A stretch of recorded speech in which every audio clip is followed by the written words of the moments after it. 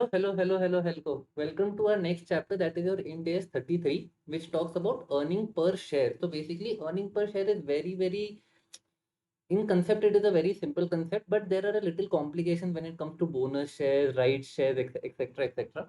So basically, your EPS, that is your earning per share, is total earnings divided by your number of shares.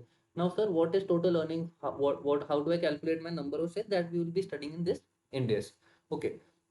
So when we say earnings, that is your net profit after tax minus your preference dividend. Because what we are doing when we say share over here, we are talking about your equity share. So therefore, share over here means that is your equity share. So therefore, we have to find out what amount is left for my equity shareholder. So therefore, it is a net profit after tax, and you will be subtracting your preference dividend. Now you divide it by weighted average number of shares outstanding during the year, because it is possible. Now, say for example, at the start of the year, I had 1000 shares and I issued some shares during the year. So now during the year, I had 1200 shares. So now how do I calculate whether I have to divide by 1000 or by 1200? So therefore, it says you have to do weighted average number of shares. That is, they also call WANES, weighted average number of equity shares. So the cumulative preference share dividend has to be deducted in current year, irrespective of whether declared or not. So what you have to remember is, if there are any preference shares, so preference shares are also of two types. One is cumulative and second is non-cumulative. Cumulative means you have to, by default, if there is a profit, you have to give them a share of the profit. So therefore, in such a case, this is your cumulative preference share. So this will be deducted irrespective of whether they have declared this or not. So what does this mean? That if there is non-cumulative preference shares, then you need not subtract. Great. So now coming to your next part, that is your weighted average number of equity shares, which is what we call WANES. So how do you deal? So I have put different topics. So our first topic is how to deal with bonus shares. So bonus shares, you have to add notional bonus shares to pre-bonus period. So we'll do it with an example. Say for example, we are doing the calendar year from 1st January to 31st December. So that is your 12 months. So on 1st January, say for example, the entity issued 10 shares. Okay. Now 2 months later is 28th Feb. They issued two more shares. These are all issued. After 6 months, that is on 31st August, we do a bonus of 1:3. That means you get one share for every three shares held. So right now we are at currently 12 shares, correct? That is 10 shares plus 2 shares.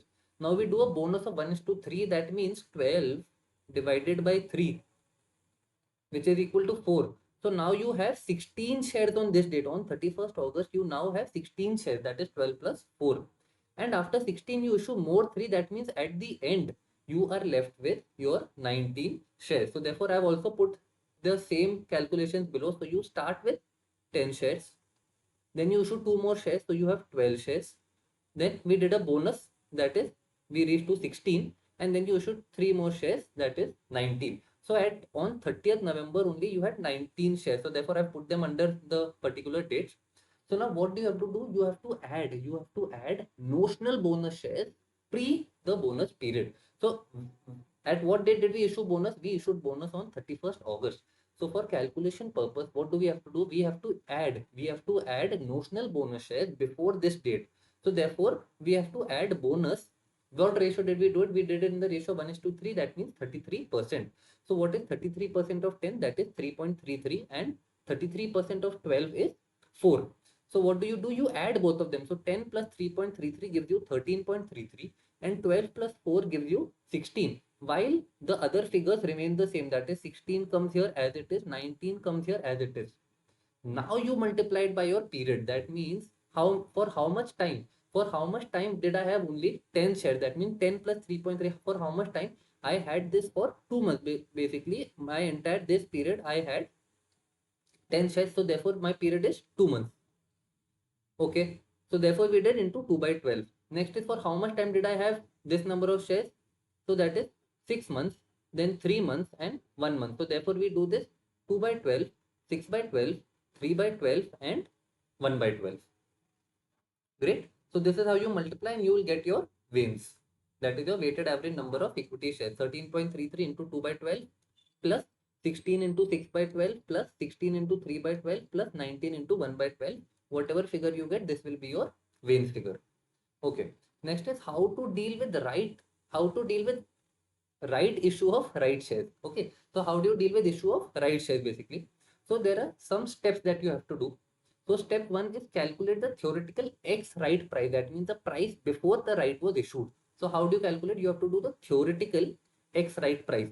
So that is the face value of shares before exercising of right. It will be the FV of shares before exercise of right plus right issue proceeds.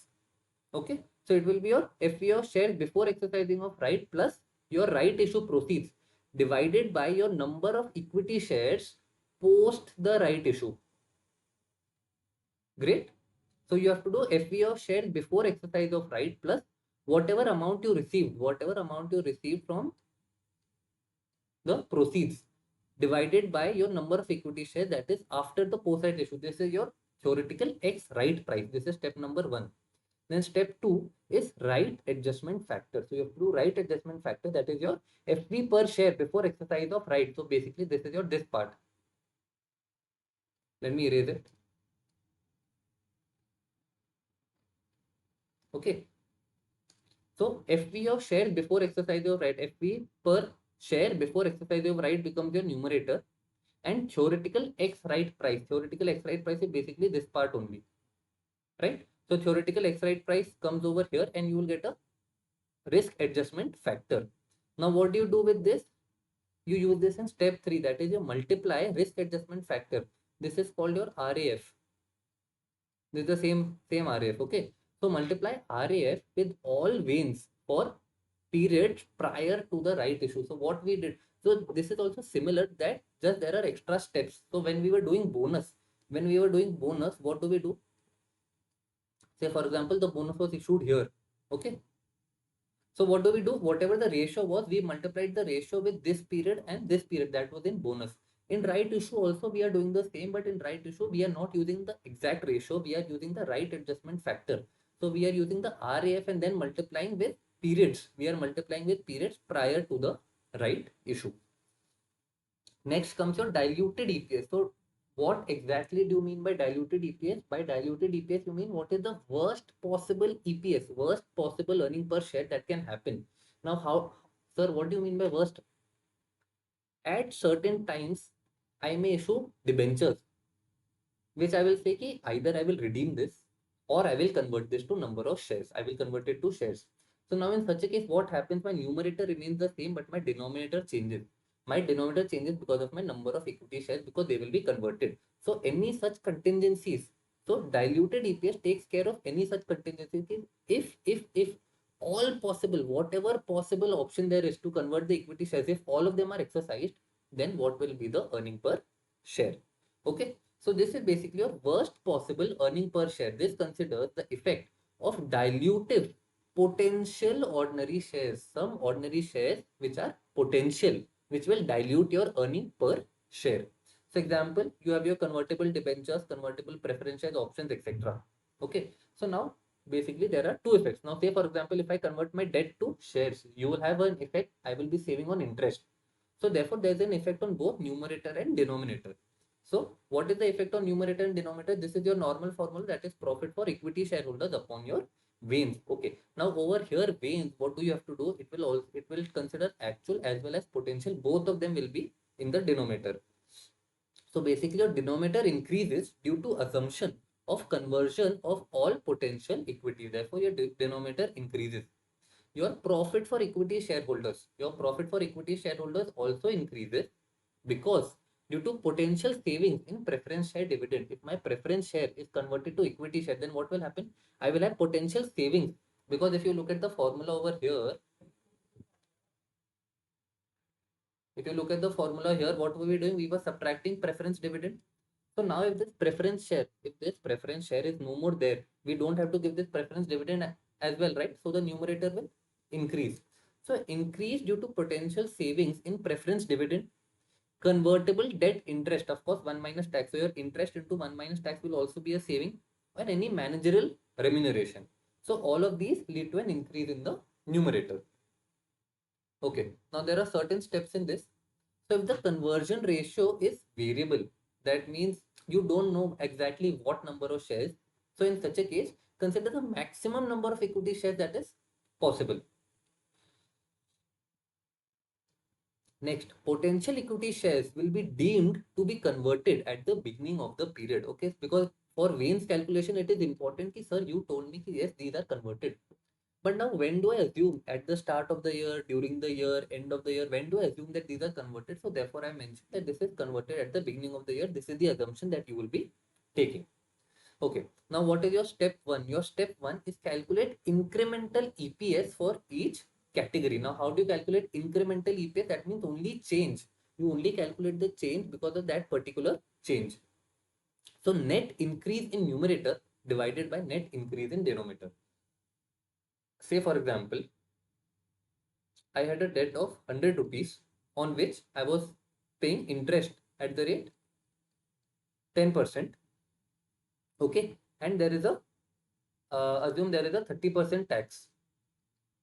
Okay. So basically my interest usually would come to 10 rupees and after tax it would come to 7 rupees. Now if this debt is converted to equity shares, if this debt is converted to equity shares, what is my potential increase in numerator? My potential increase in numerator will be 7 rupees. That is your net of tax. So basically this will be increase in numerator will become 7 and my increase in denominator, say for example my 100 shares, my 100 shares are converted into my 100 rupees debt is converted into 10 shares of 10 each. So basically my denominator increases by 10. So in this case your step 1 will be 7 divided by 10, which is equal to 0.7. This is your incremental EPS for each category. Got it?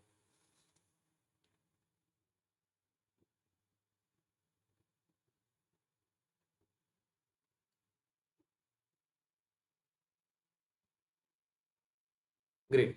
So this was your step 1. Your step 2 is give ranking to each category. So there will be different types of such changes.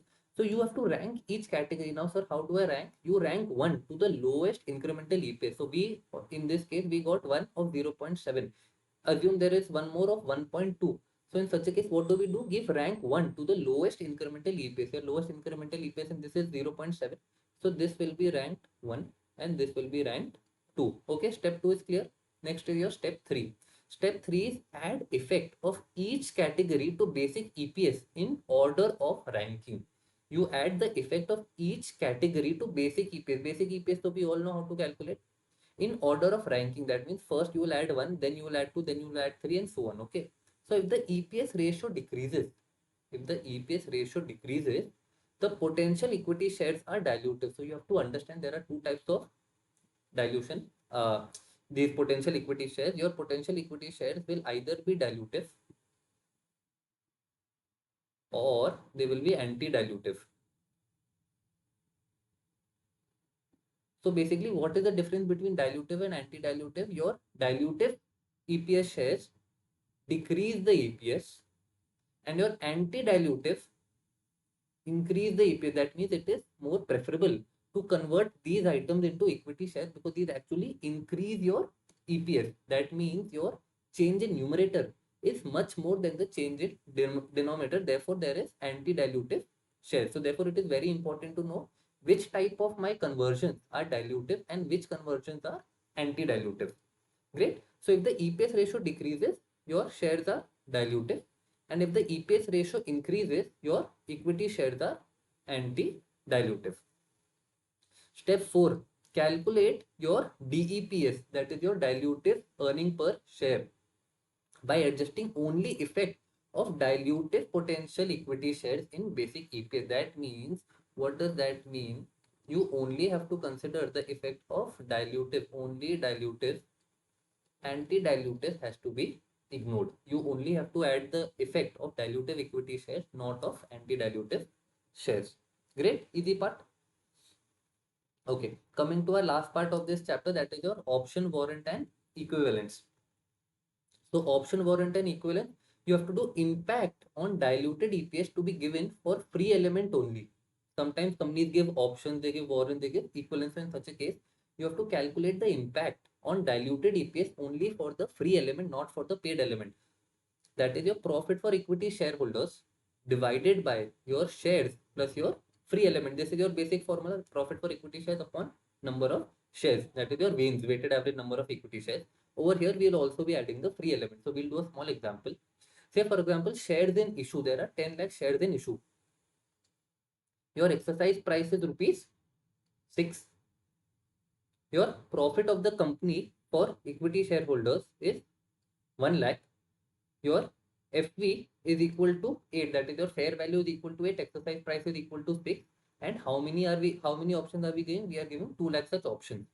So in such a case, you have to find out, basically, if you are giving 2 lakh equity shares for 6 rupees, so basically how many equivalent 8 lakh shares, rupees 8 shares are you giving? So basically, if you see 2 lakh shares, 2 lakh into 6 is 12 lakh shares. Basically, what you will be getting, you will be getting rupees 12 lakh. Now you divide 12 lakh by 8. So basically, you are giving them 1.5 lakh shares at 8, and you are giving them 50,000 shares for free. So you only have to give the effect of these 50,000 shares. Great. So 1.5 lakhs is this. Free element is 2 lakh minus 1.5 lakh, that is 50,000. Therefore, your diluted EPS will be 1 lakh. 1 lakh is the profit that that is given in the question here. So 1 lakh divided by 10 plus 0.5, because 0.5 is only the free element. So you get your new EPS, your diluted EPS of 0.0952. I hope this part was clear.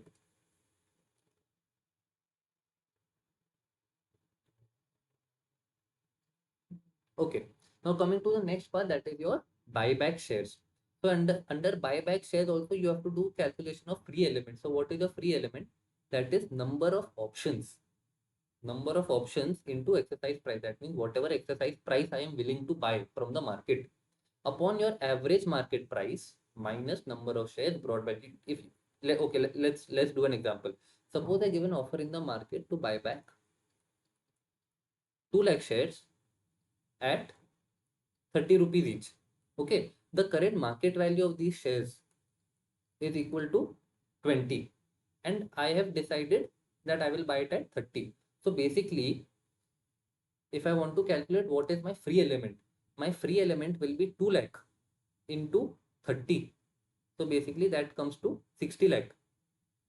Correct? 2 lakh into 3, 6 lakh into, correct? So that is 60 lakh. 60 lakh divided by 20. So that will 60 lakh divided by 20 will come to 3 lakh. So basically 3 lakh minus my number of shares brought back. How many number of shares did I brought back? I brought back 2 lakh shares. So basically in this case, my free element comes to only rupees, only my number of free shares comes to 1 lakh shares. Okay.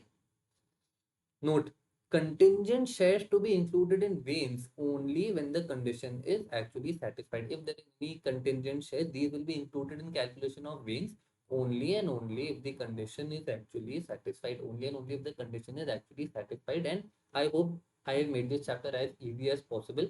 And I will see you in the next video, that is your borrowing cost.